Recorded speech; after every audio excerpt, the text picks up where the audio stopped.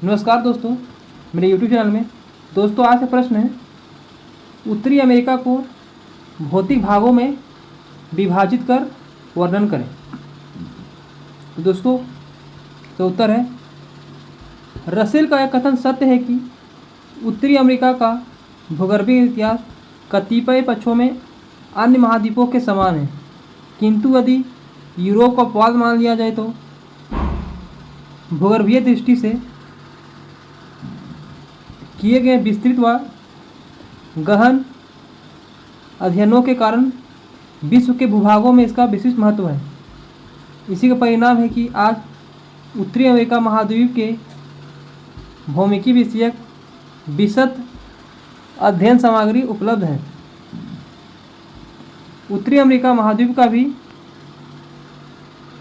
विश्व के अन्य वृहद भूखंडों की भांति क्रमिक विकास हुआ है।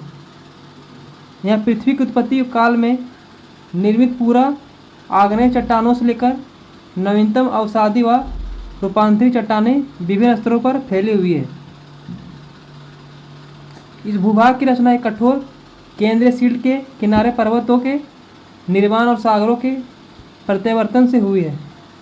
संरचनात्मक दृष्टि से उत्तरी अमेरिका की मुख्य विषय भूमि को 4 बड़े भागों में बांटा जा सकता है। पहला है कैनेडियन लॉरेंशियल शील्ड। कैनेडियन और लॉरेंशियल शील्ड, तो देखते हैं। कैनेडियन शील्ड की गणना विश्व के प्राचीन दृढ़ भूखंडों से की जाती है। भूगर्भीय संरचना की दृष्टि से यह महाद्वीप का प्राचीनतम भूभाग है। यह शील्ड महाद्वीप के उत्तरी मध्यवर्ती भाग में हडसन की खाड़ी को घेरे हुए स्थित है। इसका विस्तार 30 लाख वर्ग किलोमीटर क्षेत्र में है। निकटवर्ती साउथहैम्पटन तथा न्यूफाउंडलैंड द्वीप भी इसके अंतर्गत आते हैं। क्योंकि इस शील्ड का अधिकांश भाग कनाडा में आता है, अतः इसे कैनेडियन शील्ड कहा गया है। संयुक्त राज्य अमेरिका के मध्य एडिरोंडक पर्वत तथा सुपेरियर उच्च भूमि ही इसके अंग है। शील्ड की रचना मुख्यतः कैम्ब्रियन पूर्व महाकल्प की प्राचीनतम रवेदार चट्टानों से हुई है, जिनमें अनेक मूल्यवान खनिज पाए जाते हैं। जहां प्राचीन पर्वतों की अनेक पेटियां स्थित हैं, जिन पर विभिन्न परिवर्तन का स्पष्ट प्रभाव देखा जा सकता है। विभिन्न कालों में हुई भूगर्भीय हलचलों के परिणाम स्वरूप शील्ड में अनेक बार उत्थान एवं धंसा हुआ। दक्षिणी और पश्चिमी छोर पर अपेलेसियन व रॉकी पर्वतों के उत्थान के प्रभाव स्पष्ट दृष्टिगोचर होते हैं। प्लीस्टोसीन युग में हिम के भार से इस भूभाग का काफ़ी धंसाव तथा हिम पिघलने और पुनः उत्थान हुआ। इसी समय हडसन की खाड़ी अंतरस्थलीय सागर के रूप में रह गई। कनाडा तथा संयुक्त राज्य अमेरिका की प्रमुख झीलें का निर्माण हिमनदन के कारण ही हुआ। जेई गिल ने संरचना के आधार पर कैनेडियन शील्ड को 5 भागों में विभक्त किया। पहला स्लेव, चर्चिल, सुपेरियर, ग्रेप विले तथा अंगावा प्रदेश। दूसरा है दोस्तों अपेलेसिन पर्वत, द अपेलेसिन माउंटेन। पूरा जैविक कल्प में भू अभिंति में जमा अवसादों के मुड़कर ऊपर उठने से अपेलेसिन पर्वत का निर्माण हुआ। भूगर्भीय दृष्टि से महाद्वीप का यह दक्षिणी पूर्वी भाग स्थिर माना जाता है। अपेलेसियन पर्वत वलित व भ्रंशित है, जिनमें पूरा जीवी कल्प या आग्नेय चट्टानें भी प्रवेश कर गई है। इसके पश्चिमी भाग में अपेलेसियन पठार स्थित है। उत्थान के समय इस पठारी भाग की चट्टानों में भी मोड़ पड़ गए हैं। अपेलेसियन पर्वत के विभिन्न भागों का निर्माण अनेक परिवर्तन के परिणाम स्वरूप हुआ है। कनाडा के न्यूफाउंडलैंड तथा मैरीटाइम प्रांत में इसके अधिक प्राचीन भाग विस्तार हैं, जबकि उत्तरी न्यू इंग्लैंड व न्यूयॉर्क के दक्षिण में स्थित पीडमोंट क्षेत्र तथा सुदूर पश्चिम के अत्यधिक वलित भाग अपेक्षया नवीन है।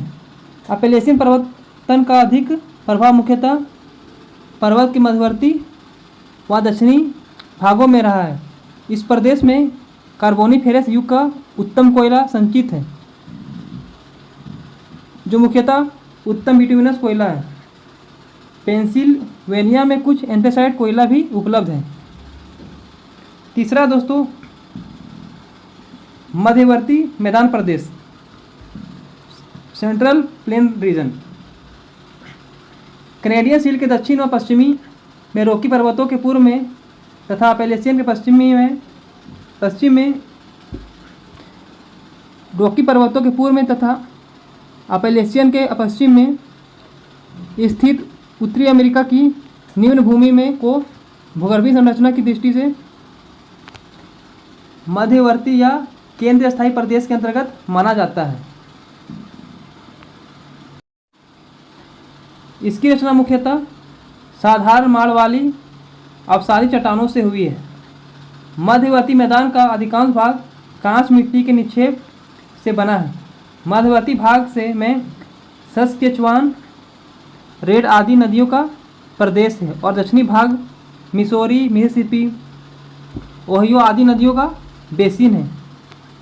इसके ऊपरी भाग में नवीन अवसादी चट्टानों का आवरण है तथा नीचे कैनेडियन शील्ड का विस्तार पाया जाता है। औजार्क और चित्ता प्रदेश की चट्टानें अत्यधिक प्राचीन हैं। प्री कैम्ब्रियन चट्टानों के ठोस आधार के कारण यह भूभाग भूगर्भीय हलचलों से बहुत कम प्रभावित हुआ है।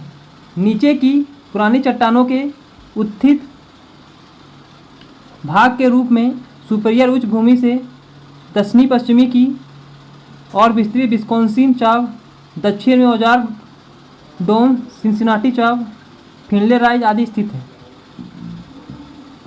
चौथा दोस्तों,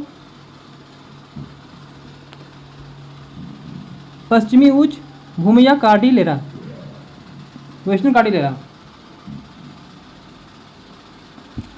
उत्तर अमेरिका महाद्वीपीय को केंद्रीय स्थायी प्रदेश के पश्चिमी किनारे पर नवीन मोड़दार पर्वत कार्डिलेरा स्थित है। कार्डिलेरा का उत्थान मध्यजीवी मेसोजोइक व नूतनजीवी सेनोजोइक कल्पों में हुआ है। वर्तमान में कार्डिलेरा के स्थान पर पुराजीवी कल्प में भूअभिंति का विस्तार था। उत्तर अमेरिका के धरातल की ऊपरी सतह पर विभिन्न प्रकार की चट्टानों का विस्तार पाया जाता है। महाद्वीप के लगभग 3/4 भाग पर परतदार चट्टानों का विस्तार पाया जाता है।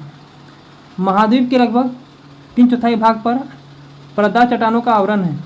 इनकी मोटाई रॉकी पर्वत में 20,000 मीटर से अधिक है तथा अपेलेशियन में इनका आधार हजारों मीटर की गहराई पर है। पृथ्वी का प्रारंभिक अवस्था में निर्मित तथा ज्वालामुखी उदागरों से निर्मित आग्नेय चट्टानें मुख्यतः महाद्वीप के दक्षिणी पश्चिमी व पश्चिमी भाग में बिखरे हुए हैं रूप में पाई जाती है। कोलंबिया नदी घाटी में इनके विस्तृत जमाव हैं।